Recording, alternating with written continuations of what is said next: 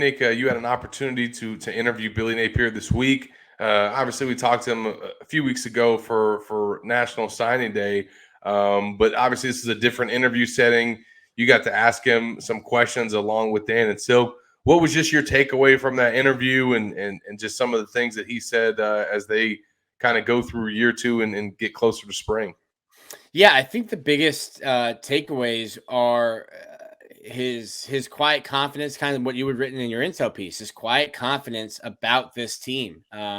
There's not going to be a lot of buzz about the Florida Gators. They're not going to be predicted to win the SEC East, but he likes his team, and I think the biggest takeaway was one of my questions that I asked, just the smoothness of operation from year one to year two, and I'll tell a little story. In Little League, you were kind of assigned teams. My dad was my coach, and we were the Weston Marlins. All right. And the team that we were given only had 3 players still on the roster because you can draft 11-year-olds, and then the 11-year-olds stay on the same team when they're 12. And my dad drafted all 11-year-olds, and we were young that first year. We were good, but we certainly didn't win the league. And then we got shirts that said next year starts now. And now we're an entire team of 12-year-olds who have played together. And we ended up going undefeated and winning a championship. But what Billy Napier said about his team is basically we went through growing pains. We took our lumps in that first year, and we were better for it in year two. Florida certainly took a couple haymakers on the chin last year when you think about finishing the year under 500, losing to your rivals, to every single rival. You took your lumps. You took it on the chin last year. He thinks going through that experience and feeling what it's like to walk into a locker room or to walk off of a field after losing to Tennessee, Kentucky, LSU, FSU, that serves as motivation for what they're doing now. That serves for some fuel next year. The next time you see, when that when that creamsicle orange comes down to Gainesville, you have that memory of what it felt like in Knoxville last year.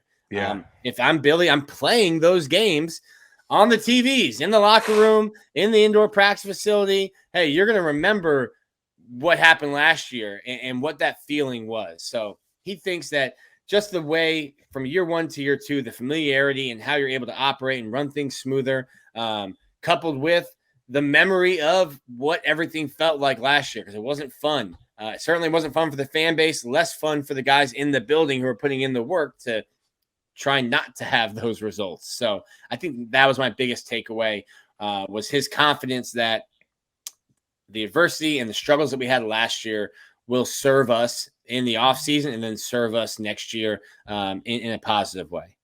I thought another interesting answer that he gave was when he was asked about what he felt like he could do better as a head coach in year two compared to year one. And he actually gave an answer. And, first said that, as a staff, they evaluate at the end of the year around the signing day time. They all have to fill out basically an evaluation of themselves and where they feel like they did good, where they feel like they could be better in some areas, and that includes him.